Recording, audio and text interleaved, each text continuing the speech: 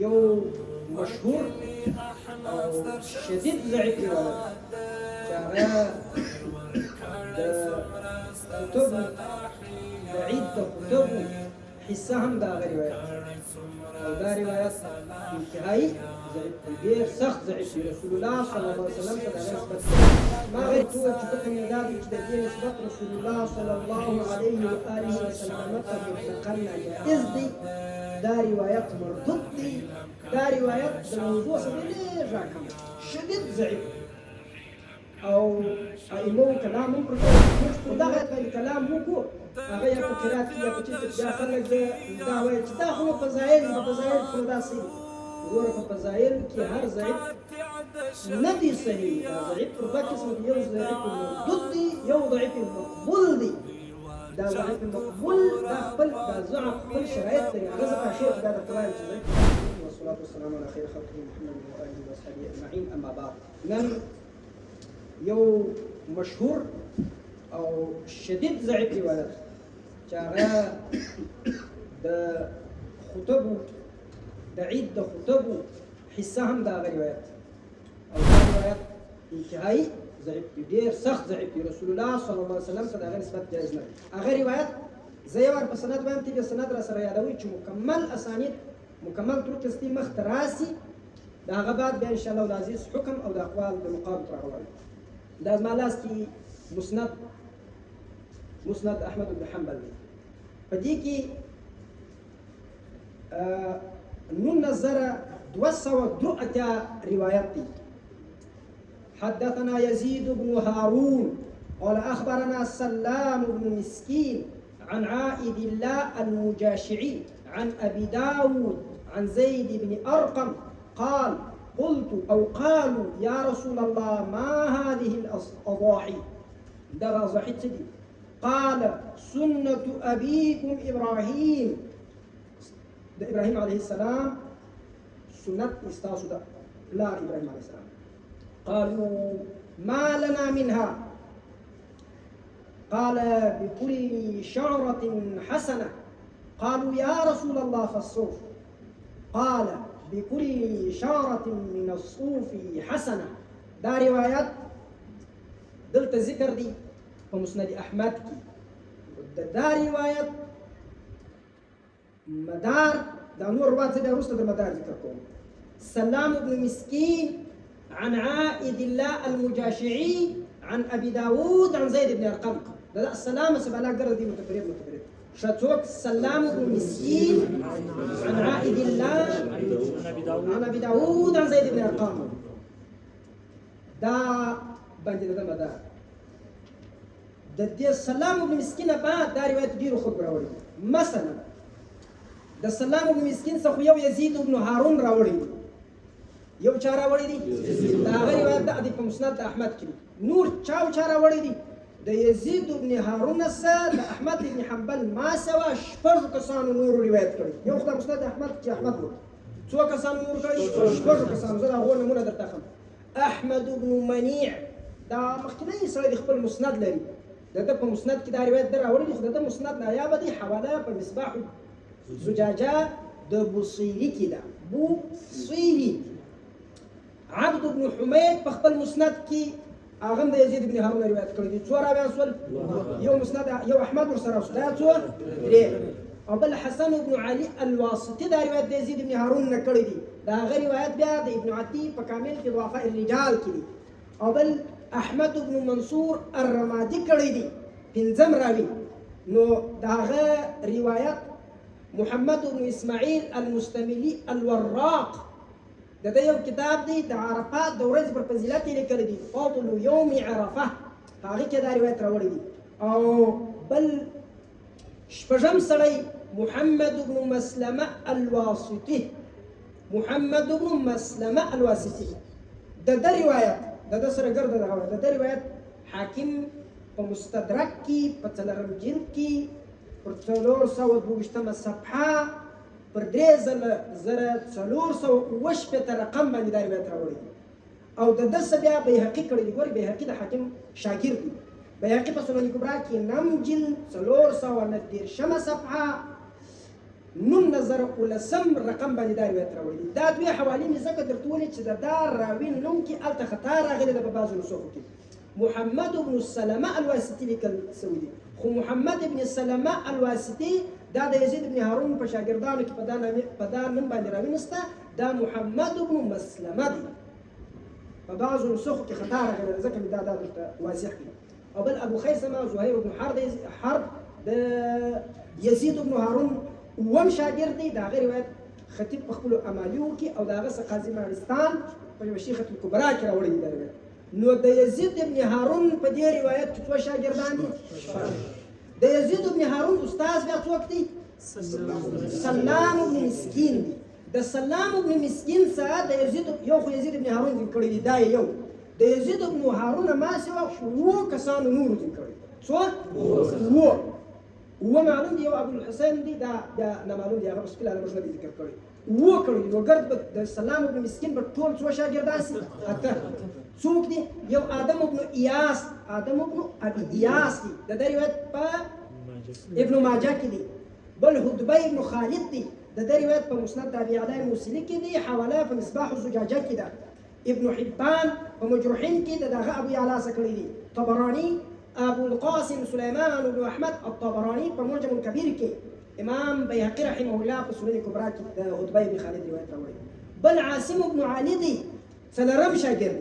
آدم بن ابي اياس، هدبي بن خالد، عاصم بن علي په ضعفاء الكبير او ضعفاء الكبير د عقيلي کې، او په معجم الصحابه د ابن قانع کې د روایت دي، او دریم کتاب شعب الايمان د امام بيهقي دی چې د روایت راوړي. او بل عاصم بن سعيد دی د روایت او ضعفاء الكبير د عقيلي کې. پنځم په دې کې او د یزید بن هارون سره شپږم د سلام بن مسکین یو زوی دی، القاسم بن سلام بن مسکین دی، هغه روایت کړی دی د طبراني په کبیر کې، او د هغه په طریق باندې مزي په تهذیب الکمال کې راوړی دی. او بل شیبان دی، د هغه روایت په ابن عدي په کامل کې راوړی دی. او بل مسلم بن ابراهیم دی، د روایت امام قوام السنه رحمه الله په ترغیب و ترهیب کې راوړی دی. ترغیب و ترهیب باندې دوه کتاب دي، یو د منذري دی، دا به سند روایت راوړي، یو د قوام السنه دی، دا په خپل سند باندې روایت راوړي، دا د قوام السنه په. نو خلاصه د کلام دا سو چې د یزید ابن هارون شاګردان په دې کې 7 کسان دي، او پاتې سو د سلام بن مسکین په دې کې 8 شاګردان. د سلام بن مسکین یوازې چې روایت کوي د عائز الله نه، عائز الله یوازې دی چې روایت کوي د چانه؟ د ابو داود، نفيع بن الحارث، الاعمى الدارمي، هغه چې د زید بن ارقم نه کوي یوازې. په دې اوس دا روایت ما درته وویل چې حکم یې دا دی چې د دې نسبت رسول الله صلی الله علیه و آله وسلم ته مطلقا ناجائز دی. دا روایت مردود دی. دا روایت د موضوع څخه ډېر راکم شدید ضعیف، او ائمو کلام هم پر کړی دي. خو دغه یوه خبره زه اوس فلحال ورته کوم، په اخر کې ورته راګرځم دې خبرې ته. موږ پر روایت باندې کلام وکړو، هغه یا په قرات کې یا په چیرته بیا خلک دا وایي چې دا خو په فضایل دي، په فضایل کې خو دا صحیح دي. وروره په فضایل کې هر ضعیف نه دی صحیح. دا ضعیف پر دوه قسمه دي، یو ضعیف مردود دی، یو ضعیف مقبول دی. دا ضعیف مقبول دا خپل دا ضعف خپل شرایط لري، هغه زه په اخر کې بیا درته وایم چې ضعیف په دغه شرایط قبول دي. نو دغه روایت مطلقا مردود دی، نه په احکامو کې، نه په فضائلو کې، نه په مواعظو کې، په هیڅ شي کې نه دی مقبول. او د دې نسبت رسول الله صلی الله علیه و آله وسلم ته کول ناجایز دی.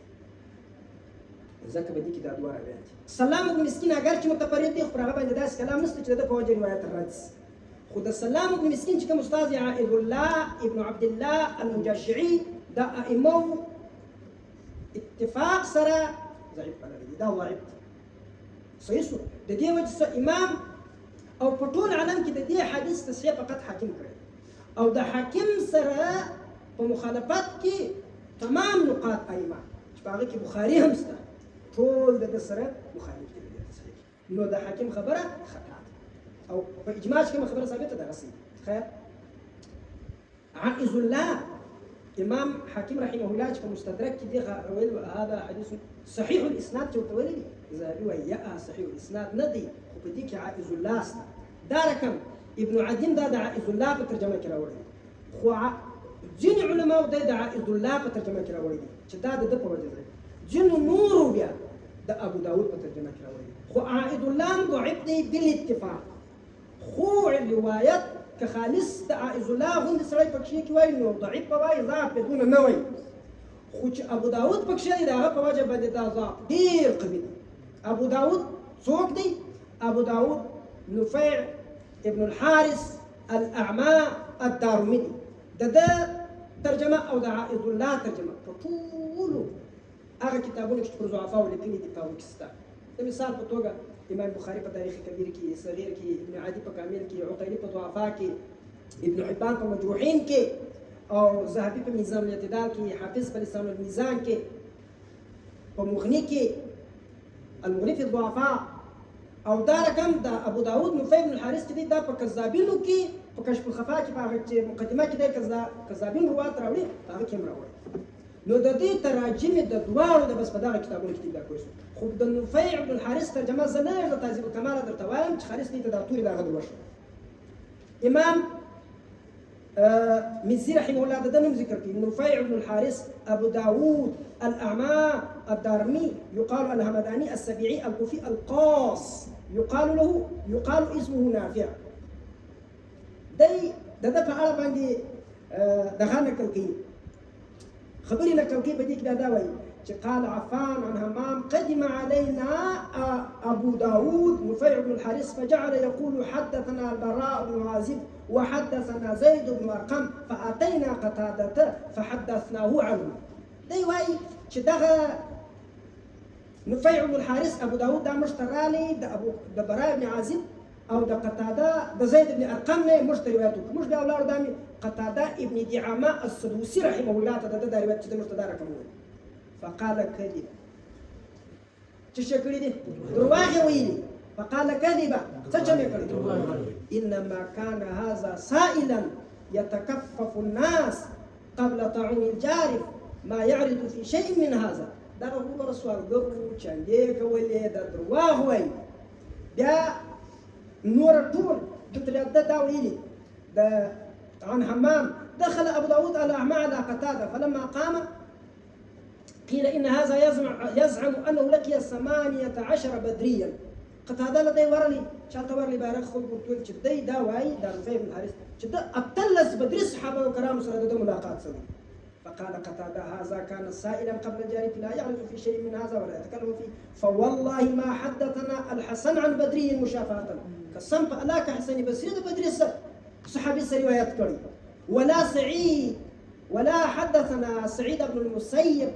عن بدري مشافهة إلا عن سعد بن مالك يا رد السعيد بن المسيب غند السريم ده بدري رواياتنا ذكري مگر یو سعد بن مالك نه راکړ دای د کوم خاص چې اتلس بدري او صحابه سره د ملاقات سره دا رقم همام دخل ابو معاويه على قتاده فقيل له ان هذا يزعم ان الحسن ادرك 70 بدريا فقال يا قتاده ان هذا كان سائلا ايام ذلك ده ابو داود يضع دا ابن معين وي ابو داود يضع وضع احد ليس بشيء او بل ديش يو غاليش يو صحابه تشكنزلكم عمرو بن علي الفلاسفي متروك الحديث امام بخاري امام ابو حاتم منكر الحديث ضعيف الحديث امام بخاري يتكلمون فيه امام ترمذي ويضعف في الحديث او النسائي متروك الحديث ابن عدي عقيلي حتى ضعفاء ابو حاتم بن حبان واي نفيع ابو داود الاعمى يروي عن الثقات الموضوعات توهما لا يجوز الاحتجاج به دا او دا یو خبر است چې دی ابن حبان په ثقات کې ذکر کړی دی هغه علماء وایي چې دی پکې سوي دي د په ثقات کې بالکل د وجود نشته دغه عائز الله او نفيع بن الحارث دا د دې دوه ترجمې سو نو خلاصه د خبرې دا سو چې دا روایت دا شدید ضعیف اوس پر دې باندې به د کوم ائمه نصوص ته یو نص دی زه هغه وایم د هغه پوره ترجمه درته کوم نور خالي حوالې درته بیا په خپل پسې وګورئ امام بخاري رحمه الله تاريخ كبير صغير دوار كتاب طول عائذ الله المجاشعي عن ابي داود روى عنه سلام بن مسكين لا يصح الحديث ده اي مو خبري كور دي صار خلاص دي واي ده امام بخاري عبارت وين جاي عبارت وين يعني تاريخ كبير ضعفاء صغير عائذ الله المجاشعي عن ابي داود روى عنه سلام بن مسكين يعني ابو دا عائز الله چې روایت د ابو داود وکي د نفيع بن الحارث او د دغه عائز الله سره روایت څوک وکي دا ګور خاص کړی دی دې ته دا وایي چې ته ته دا رقم سند رالی چې سلام بن مسكين عن عائذ الله عن ابي داود نفيع بن الحارث نو دا حدیث صحیح ګوري دا اوس امام بخاري نه دا روایت مخته پروت نشي دا د امام بخاري تاریخ د اهم کتب الاشارات دا ټول خبرې کوډ دي دا ډېر خلک اوس دا به سړی وایي خو هلته سر نه په خلاصېږي چې بیا کله سړی روایات وکړي په دې سند روایات مخته کښېږي بیا نو امام بخاري دا خبره ورسره نو په دې خو مثال خلاص چې دا کړی نه صحیح کېږي د دې حدیث چې سلام بن مسكين عن عائذ الله عن ابي داود دا کړی بس امام بخاري دا خبره بیا تر پای پورې خبره راخسته ټول یې مو واخیسته بخاري په تاریخ کبیر کې او په ضعفاء صغیر کې ابن حبان په مجروحین کې ابن القيسراني په تذکرة الحفاظ کې هغه کې سم دم تصریح د دوړ نو کړی دی چې د دوړ په وجه باندې روایت ختم ابن عاجب په کامل بيهقي په سنن کبرى بوسيري په مصباح الزجاجه في زوائد ابن ماجه بوصيري دا نوم خلک صحیح کې سهو کېږي تاسو بیا مسهو کېږي بضم الباء وكسر الصاد بوصيري ابن الجوزي په جامع المسانید کې پر دا روایت باندې دا کلام کړی چې دا حدیث منذری په ترغیب کې البته هغه ویلي د حاکم تصحیح نقل کړی د باره ورته ویلي چې نه تصحیح نه صحیح پرېږده باره بیا دا خبره کړې چې دا واهیة الاسناد دا چیرې صحیح نو ابن الجوزي منذري ذهبي ابن النقيل ابن ترکماني عيني ابن حجر هيثمي نه دي الزواجر عن اقتراب الكبائر په دې ټاته دا رقم نسبي چې په دې سند کې دوه ساکت کسان دي علامه غزي حسن التنبه لما ورد في التشبه دا یو ډیر زبردست کتاب دی پر دغه موضوع باندې لیکل شوی دی دا من تشبه بقوم وهو منهم لا تشبه څنګه راځي د نور پر دې باندې یو مضخم کتاب لیکل شوی دی دا غزي رحمه الله د نسم قرار شوی دی دا ډیر ضرورت امام علي قاري رحمه الله په مرقات کې